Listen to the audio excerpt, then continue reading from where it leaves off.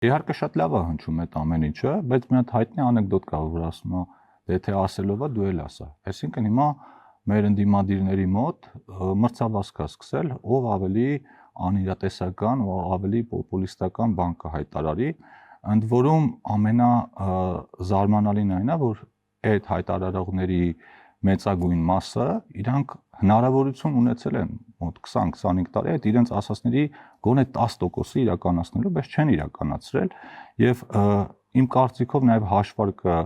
նրանում է, որ մեր համակարգացիների մեծ մասը, քանի որ թվերի հետ կարող է այդքան սեր չունեն եւ հաշվարկների մեջ չեն խորանում, կհավատան այդ ամեն ինչին։ Ես որ չստացվի նստել եմ ու իրենց եմ մեկնաբանում ամբողջ օրը, ես հրավիրել էի բանավեճի, որպեսզի օրինակ ձեր նշած 300,000 աշխատատեղ խոստացող կամ հարկերը զրոյացնել խոստացող քաղաքական ուժի ղեկավարը, այսինքն ցուցակի առաջին համար հիմա դժվար է ասել ղեկավարը ով է, բանավեճի գար ու այդ ամեն ինչը հասարակության աչքի առաջ մենք քննարկենք, բայց տեսակ որ մինչև այսօր իրենք հրաժարվում են, ամեն դեպքում ես վստահ ասում եմ, որ այդ բոլոր թեզերը դրանք ուղղակի գեղեցիկ խոսքեր են եւ դրանք որևէ իրենց տակ հաշվարկ ու հիմնավոր չունեն։ Եթե ուզում ենք հատ-հատ կարող ենք այդ ամեն ինչի վերև անցնել,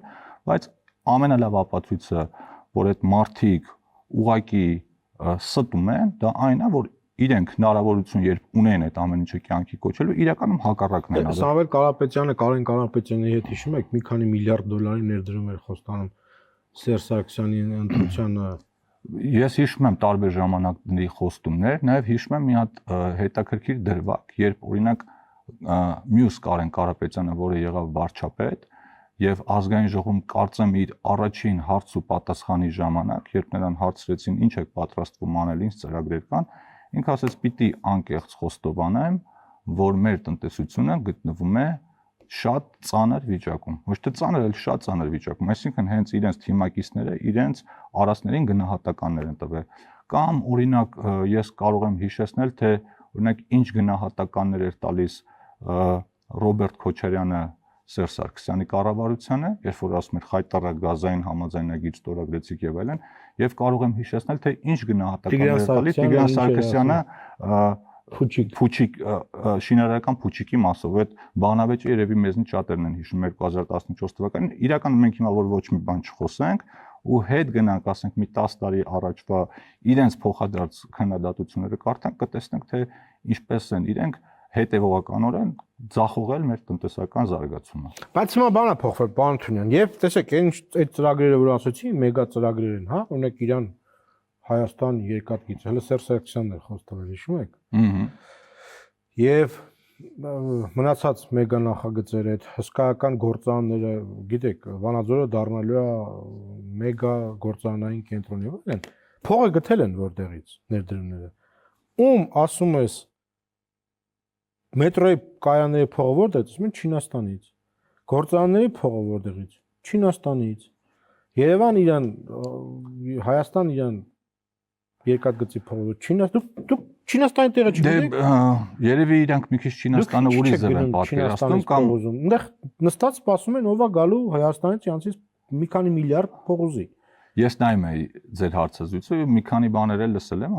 իրականում այնպես է ստացվում, որ Չինաստանում սպասում են, որ օրինակ Անդրանիկ Թևանյանը Հայաստանում ստանձնի իշխանություն, որ իրենք բերեն այստեղ բազմամիլիարդանոց ներդրումներ անել։ Իրականում Չինաստանի այդ ռազմավարական գործընկերության պայմանագիր կնքվել է այս վերջերս եւ չինական ընկերությունները Հայաստանում ներդրումներ անելը պայմանավորում են ոչ թե այս կամ այն անձով, այլ իրենց շահերով եւ այս չինական գործոնը բոլորի կողմից է շահարկվում։ Օրինակ, եթե հետեւել եք, կտեսնեք, որ այն մյուս քաղաքական ուժի ղեկավարը ասում օրինակ Հայաստանում կարելի է $100 միլիոն ներդրում անել եւ չինացիները ասում երբ որ իրանցից սարքավորումներ են գնում այդ գումարի 70%-ը ֆինանսավորում են կարելի է $30 միլիոն $100 միլիոն ներդրում անել 15-ն էլ կառավարությունը Երբ հարկի տեսքով հետ է գալու ու ձրի ստացվում է չինական։ Դե իրականում նման բան չկա եւ չինական կառավարությունը որոշ դեպքերում բան կա դա ներդրումային իր արտահանողների համար վար կա տրամադրում, որոշ դեպքերով հենց իր արտահանողներին, որոշ դեպքերով գնողներին, բայց դա վար կա ու եթե վարկի մասին ենք մտածում, պիտի ասենք վարկ պիտի վերցնենք, եթե վարկով նայենք, տենց այդպիսի լիքը տարբերակներ կան, բայց ես անկեղծ ասած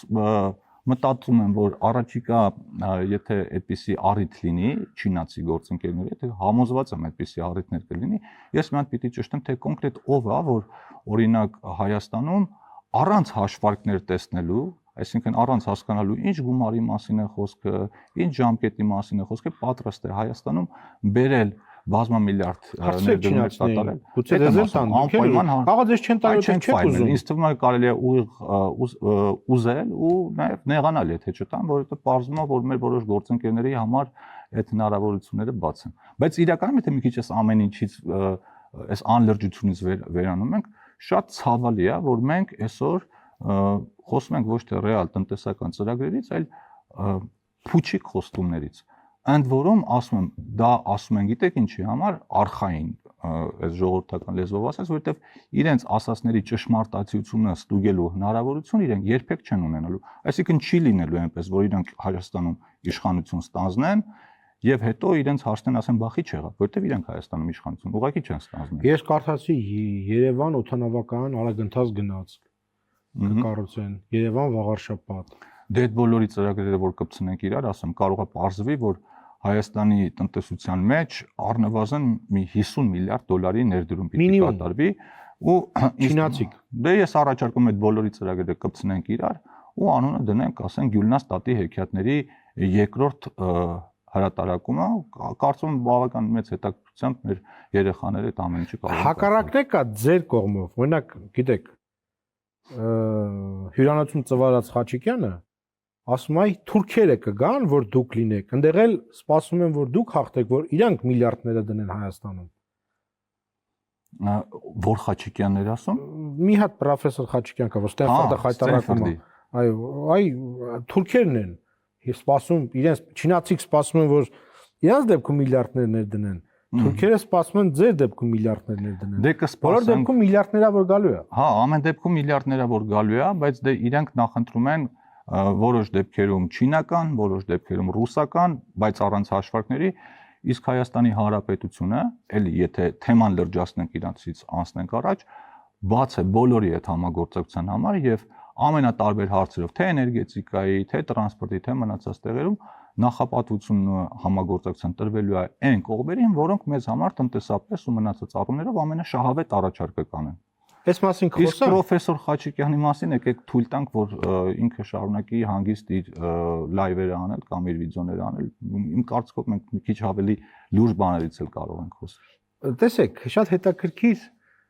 նրբություն կա։ Ոնց է ստացվում, որ ընդգծված ռուսամետ ուժերը, ովքեր Ռուսաստանի հետ քաղաքական մերձեցման կողմնակից են, չեն ասում, որ ներդրումներ կբերենք Ռուսաստանից։ Բոլոր ռուսամետները ներդրումներ են բերում Չինաստանից։ Երևի եթե այդ հարցը իրանք տան, իրենց տանք այդ հարցը, իրանք կարող է արդարացնեն նրանով, որ դե գիտեք, այսօր Ռուսաստանը ինքը դժվար վիճակի մեջ է, Չինաստանը մի քիչ ավելի մեծ հնարավորություններ ունի, ազատ ռեսուրսներ ունի, ինչ որ թիվ են երեք ասում, այնպես դուրս եկա, որ չինացիները հիմա 1 տրիլիոն դոլարի ձեռքը կրակն են ընկել ու սպասում են, որ ուժեղ մարդիկ գան իշխանության ու իրենց գումարները ներդնելու հնարավորություն ունենան, բայց ելի եմ ասում,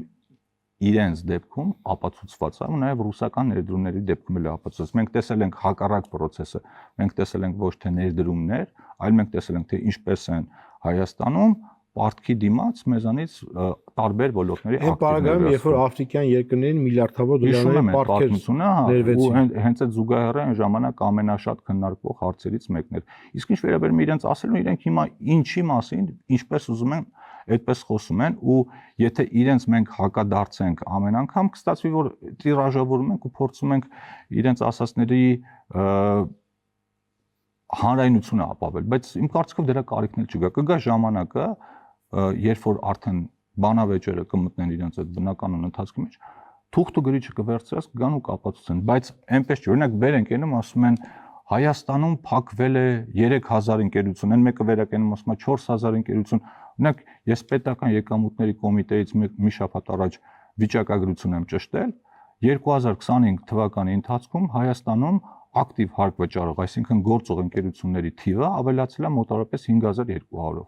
Այդ թվում եւ փոքր ու միջին, եւ փոքր եւ միջին եւ մեծ։ Այսինքն այս մարդիկ ուղակի մտածում են, այսօր էս մի բանը կասենք, կանցնի, հետո վաղը էս մյուս բանը կանցնենք, էլի կանցնի, մեկը մեր հետևից, մեր ստերի հետևից որևէ մեկը չի գալու։ Այսինքն դու մինչև իրենց հաջորդ նախորդ սուտը բացահայտում ես, հնչում է մի հատ ավելի մեծ սուտ։ Հիմա կոնկրետ այ Ռուսաստանը առաջարկում է Հայաստանում ատոմակայան կառուցել, ասում են լավ կդնենք էլ փող, մենք էլ կօգնենք, ստուգված տեխնոլոգիա է, բայց ասում են այ դուք նախընտրում եք չփորձված փորձարարական դերևս մոդուլային արևմտյան ատոմակայան։ Ինչու եք փորձադաշտ A դարձնում Հայաստանը, B ինչու եք հրաժարվում ռուսական փայլուն առաջարկից։ Ուրեմն որևէ կողմի առաջարկից հայկական կողմը երբեք չի հրաժարվել ու չի հրաժարվում։ Մենք ինչ ենք ասել։ Մենք ասել ենք, որ Հայաստանը ցանկանում է ունենալ մոդուլային ժամանակակից ատոմակայան եւ ով ավելի լավ առաջարկով հանդես կգա, թե գնով, թե տեխնիկական պարամետրերով, թե մնացած ամեն ինչով, մենք այդ տարբերակը կընտրենք։ Հիմա ես երեք լսում եմ, ասում եմ ռուսականը, այսինքն ոչ հաշվարկ կա տակ կա, ոչ բան կա, կամ ասում են ռուսական ավելի մեծը։ Գիտեք, այդ մեծի հետ կապված մենք շատ հետաքրքիր նյուանս կա։ Մեր մոտավոր հաշվարկներով, ես ասում որ մեր հասարակությանն էլ պարզ լինի, մեզ պետքա մոտավորապես 600 մեգավատանոց հզորության ատոմակայան։ Եթե մենք օրինակ կառուցում ենք ավելի մեծ, օրինակ 1000 մեգավատանոց, այդ նշանակում է, որ մենք 1000 մեգավատանոց ատոմակայանի վրա ծախս ենք անելու, որի կեսը չենք օգտագործելու, բայց դա մտնելու է սակագնի մեջ։ Այսինքն դա մեզ համար տնտեսապես շահավետ չի։ Ինչ վերաբերում է այդ մոդուլայինների անփորձ լինելուն, ես ինչքան գիտեմ, ռուսականներն էլ այդպես պատրաստի արդեն գործող շահագործման հանձնված մոդուլային ատոմակայաններ չկան եւ ամենակարևորը, որ նայում ենք, մեկն էլ հայտարարում ասում է, ես չինացիների հետ բանակցել եմ ատոմակայանի հարցով։ Ասենք, ես զարմանում եմ մարդը բիզնեսի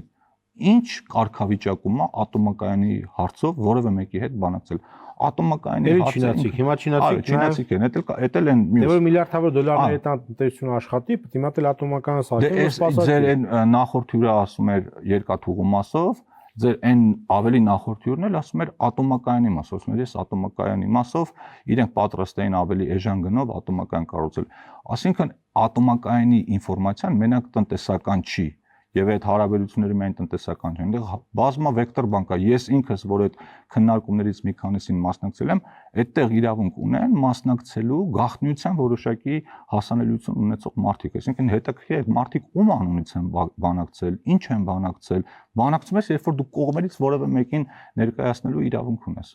Այսինքն ամեն թեմայով մարդիկ կարող են խոսալ ու դա արդեն ցավոք սրտի նորմալ է անցալու։ Մարիա Զախարովան ձեզ հիշեցրեց, որ իրենք հսկայական ներդրումներ են արել մեր երկաթուղու մեջ, ստեղծել են հսկայական աշխատատեղեր եւ ժամանակակից լավ ենթակառուցվածքներ։ Գնացել եք Երևան-Սևան կամ, չգիտեմ, Գյումրի։ Իմ կարծիքով ժամանակակից մենք նրանք սարքել են, ինչու՞ չեք գնահատում, ինչու եք մոռանում, որ 20 ասում են երևի մոռացել են, որ ներդրումներ են կարել, լսել եմ այդ հայտարարությունը։ Իմ կարծիքով Մարիա Զախարովայի հայտարարությունը նաև կլսեն մեր 100,000-ավոր քաղաքացիները, ովքեր երբևէ հայկական TGV-ով ճամփորդել են ու իրենց գնահատականը կտան ու գնահատանքն էլ կարտահայտեն։ Լավ են արել ներդրումներ են արել, բայց այդ ներդրումների որակը, գինը, զարգացումը իմ կարծիքով գաղտնի բան չի, բոլորի համար տեսանելի է եւ վերջը այդ ներդրումը ինքը ծառայում է մարդկանց կարիքներին։ Ու հիմա եթե ցանկացած մարդ, որը հայկական երկաթուղիների գնացքներով երթևեկել է, ինքը կարող է համեմատի, թե այդ ներդրումները ոնց են արվել։ Բայց ես հիմա չեմ ուզում ինչ որ մարդկանց անմեղության կանխաբարկած խախտել, բայց մենք շատ լավ տեսնում ենք, թե շատ դեպքերով ներդրումների անվան տակ ինչեր են կատարվել։ Այսինքն ես կարող եմ 1000 դրամ ներդրում անեմ, բայց այդ 1000 դրամ ներդրումը իրականում գնաս այնց որոշակի ճանապարհներով 800 հետ գա մտնի իմ գրպանը։ Անունը կդնենք ներդրում, բայց իրականում կստացվի, որ դա հարստացում է։ Դուք շատ եք խոսում թրիփի մասին եւ այն մի տեսակ ձեր քաղաքական հաղթաթուղթն է։ Դավիթ Տնայանն ասում անդերից գալու է տարին մի 10-15 միլիոն դոլար։ Արժի դրա համար այսքան աղմուկ։ Այսքան աշխարհակահաղական գլխավոր։ Ես Դավիթ Անանյանը նոր չի դա ասում, Դավիթ Անանյանը մի անգամ էլ նման գրառում էր արել, որին ես արձագանքել էի եւ ինքը ոնց որ տենց լավ չէր ընկալել այդ արձագանքը, ու ինչ է ես ասել, որոշ քաղաքական գործիչների, նախկին պաշտոնյաների հետևելով այնպիսի տպավորություն է ստացվում, որ մարդիկ փորձում են ապացուցել, որ շրջափակված մնալը տնտեսապես ավելի ձեռնտու է, քան ապաշրջափակվելը։ Հիմա քանի միլիոն տոննա բեռ կգա, այդտեղից Հայաստանը ինչ կունենա։ Այդ հաշվարկները բնականաբար ամեն մեկը, ես կարող եմ մի քանի փորձագետների տվյալներ ասել, որոնք իրարից ոչ թե տոկոսներով, այլ անգամներով են տարբերում, բայց այստեղ ամենակարևորը այդ ամբողջ համակարգի, այսպես ասած, խաղաղության դիվիդենդներ հասկացությունն է։ Դու կարող ես այդտեղով ուղակի միայն բեռնափոխադրումների տրանզիտի առումով այն գումարը չունենաս, որի մասին կարելի է հպարտությամբ խոսել, բայց միայն այն փաստը, որ Հայաստանը բացվում է, նորմալացվում է հարաբերություններ ուրիշ երկրների հետ, դրա տնտեսական էֆեկտը, մեր երկրի նկատմամբ զգուշավորության թուլացումը, վստահության ավելացումը, խաղաղությունը ի վերջո, դրանք այնպիսի տնտեսական օգուտներ են Հայաստանի համար ապահովելու, որ դրանք թվերով չափել ուղղակի անհնար է։ Մենք հիմա որ կներես Պետրոսյան, որ մենք հիմա խոսում ենք ու հենց օրինակ պարոն Անանյանն էլ կարելի է այդ հարցը տալ,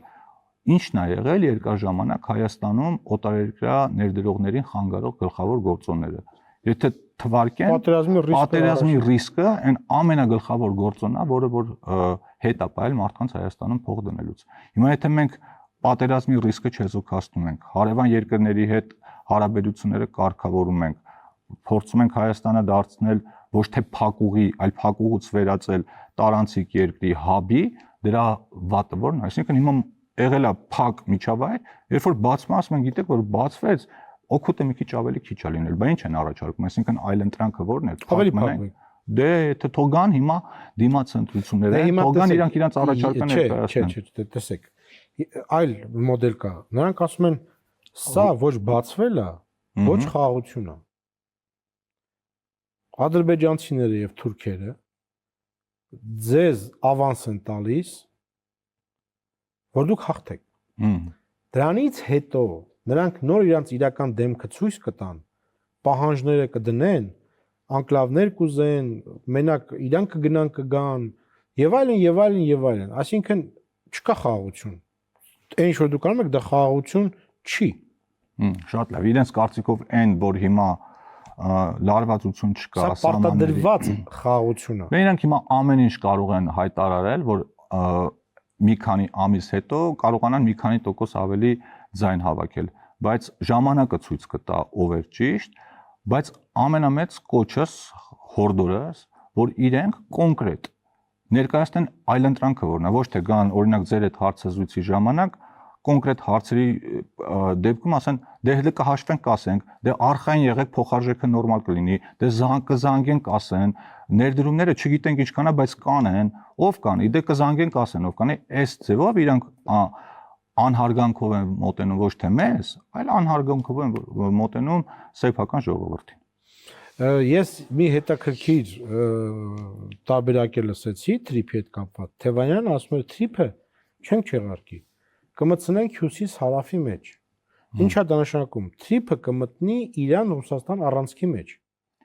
Ես չգիտեմ ինչա նշանակում, որովհետև իրենք որ այսպես նայում եմ, բոլորը նույն բանն են խոսում։ Մեկը ասում է պետքա Ռուսաստանը դրա մեջ մտնի, հյուսիս հարավին ինտեգրի։ Մյուսը ասում է պիտի երաշխավոր կանգնեն մեկ, այսինքն բոլորի ասելիքը նույնն է, ընդ որում եթե այդ իրանց նույնությունը պիտի մենք բառերով հասկանանք կամ բանով, հիմա իրենք անկեղծ այդ մասին խոստովանում են, որ իրենց բոլորի ասելիքը նույնն է, նպատակը նույնն է եւ իրենք խաղում են նույն խաղը, նույն տեղից ուղղված։ Բայց տեսեք, վատ կլինի, եթե Ռուսաստանն է գա եւ երաշխավորի Թրիփը եւ Թրիփը մտնի Ռուսաստանից եկող մեր ճանապարհով։ Եթե ասեն, թե ինչ նկատի ունեն երաշխավոր ասելով եւ ինչը պիտի կոնկրետ երաշխավորեն, ինչպես կքննարկենք, բայց ինձ համար իրենց ասածները լրիվ անհասկանալի են, այսինքն ինչը պիտի երաշխավորեն։ Մանավանդ որ մենք խաղաղությունը մենք տեսել ենք մի անգամ այդ խաղաղության դուք եք մեղավոր։ Դե հիմա ամեն ինչում էլ ի վերջո մենք մենք նաև գիտեք ինչու ենք մեղավոր, որ մենք հիմա քննարկում ենք այն մարդկանց, որոնք որ 25-30 տարի ասում եմ, այս ամեն ինչի միջով անցկացնելով մեր երկիրը հասցրել են այդ վիճակին։ Մեզ օրինակ շատ են ասում են, ինչ եք դուք այդքան խոսում նախկինների մասին։ Այդ ես օրինակ մեծ հաճույքով այսօր ձեր հետ կամ ուրիշ գործընկերների հետ կքննարկեի նոր ուժերի, առողջ ուժերի ծրագրերը, ոչ թե նախկինների, բայց իրականում խնդիրը այն է, որ այդ նախկին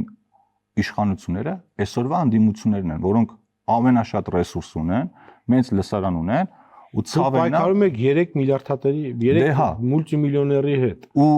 Քոչարյանը, Ծառուկյանը եւ Սամվել Կարապետյանը։ Ոչինչ, մենք նման խնդիր չունենք, որովհետեւ ելի եմ ասում, ժամանակը ապացուցել է, որ մեր ժողովուրդը լավ տարանջատում է, թե որը ինչի համար է եկել քաղաքական դաշտ։ Այսինքն, այդ որ հարցնում են, ասում են, լավ, դուք իրատեսական եք համարում, որ մարդը կարող է Ռուսաստանում մի քանի միլիարդ դոլարի կապիտալ ստեղծի, բիզնեսների մեծ մասը այնտեղ լինի ու իր վրա քաղաքական ազդեցություն չլինի, այդ հարցին ձեր մարդը կարող է խուսափել ամեն ձև պատասխանել կամ ասի ոչ, բայց մեր ժողովուրդը այդ ամեն ինչը տեսնում է, լսում է, այսինքն այնպես չի, որ ասեցին անցավ գնաց։ Չէ, այդպես է, դուք չեք պատկերացնում, եթե ուժեղ ես։ Հա, ֆիզիկապես նկատի ունեն։ Ոչ միայն ազգային ոգով։ Ասենք կարող է Լավրովը Պուտինը զանգեն ասեն մի քիչ ինձ, ասի եթե այդ տարբերակով են մտածում, ասեմ, թող վեր կենան ընտրություններին, իրենց ծրագրում գրեն, որ մենք էս ենք առաջարկում անկեղծ, կարող է մի քիչ առաջ գնան, անկեղծ ավելացնեն, որ մենք ուզում ենք Հայաստանը մտցնենք մեկ այլ պետության կազմի մեջ, այդպես ավելի ուժեղ կլինի։ Լավ, պարոն Թունյան, կա նաև այլ առաջարկ դաշտում, շատ հետաքրքիր։ TRIP-ի ծրագիրը, հա, ճանապարհը կա, զուգահեռ BRICS-ի տեսել եմ, դա Լևոն Զուրաբյանն է։ Ինչի՞ չեք ուզում, ինչ վատ կլինի, եթե ասենք Բրազիլիան, Չինաստանը, Վենեսուելան, չգիտեմ, գան, Կուբան եւ